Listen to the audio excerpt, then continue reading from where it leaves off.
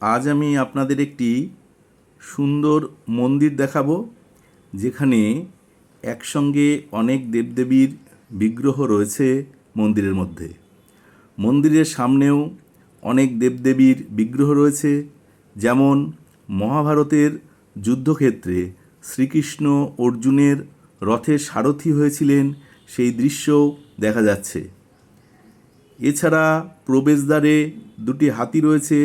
হাতির শুঁড়ের উপরে ভগবান বিষ্ণুর অনন্ত শয্যার সেই দৃশ্যও আপনারা দেখতে পাবেন। ডান দিকের তোরণের উপরের দিকে আছেন মহাদেব।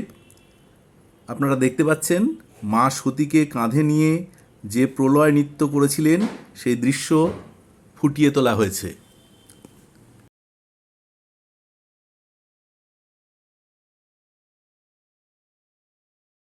এবার চলুন মন্দিরের ভেতরে প্রবেশ করি, যেখানে ৫১ সতীপীঠের রেপ্লিকা, দ্বাদশ জ্যোতির্লিঙ্গের রেপ্লিকা এবং অনেক দেবদেবীর সুন্দর সুন্দর বিগ্রহ রয়েছে।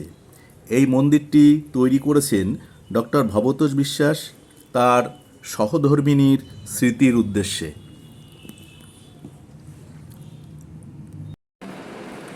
এই মন্দিরটি একতলা এবং দোতলায় বিভক্ত। আমি এখন মন্দিরের দোতলায় চলে এসেছি। এখানে ৩টি গর্ভগৃহ রয়েছে। আপনারা দেখছেন যে 3টি গর্ভগৃহতেই বিভিন্ন দেবদেবীর বিগ্রহ রয়েছে এবং বিগ্রহগুলি খুবই সুন্দর। ও মন্দিরটির চারদিকে আলোকসজ্জায় সজ্জিত এবং মন্দিরটিকে অপূর্ব সুন্দর লাগছে এবং বিগ্রহগুলিকেও খুব সুন্দর লাগছে।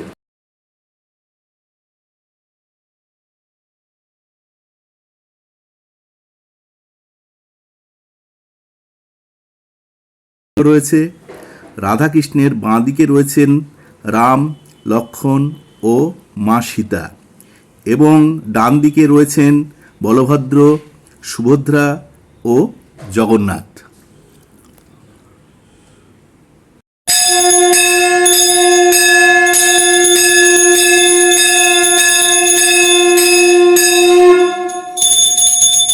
দোতলার ডান দিকের গর্ভগৃহ, যেখানে রয়েছেন মা ষোড়বালী, মা জগদ্ধাত্রী, মা শীতলা, মা মনসার সুন্দর মূর্তি।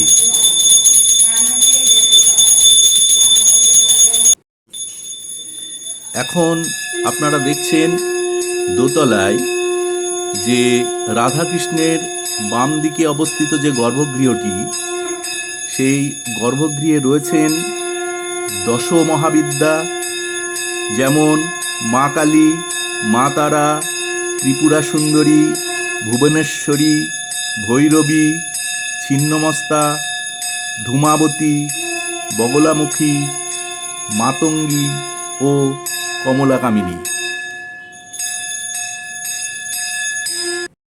এবার আমি চলে এসেছি নিচের তলায়, যেখানে মূল আকর্ষণ ৫১ সতীপীঠ এবং দ্বাদশ জ্যোতির্লিঙ্গের রেপ্লিকা। এছাড়া অনেক দেবতার বিগ্রহ রয়েছে। এখন দেখছেন মা দুর্গার বিগ্রহ, সঙ্গে লক্ষ্মী, সরস্বতী, গণেশ, কার্তিক। এছাড়া দেবী দুর্গার সামনে রয়েছে শ্রী শ্রী রামকৃষ্ণ ও মা শারদার মূর্তি।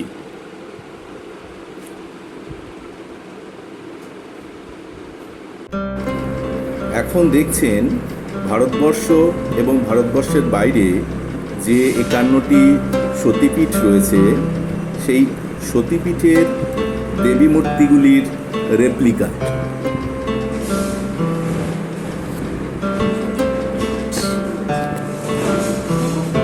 আচ্ছা, শুনে নিন।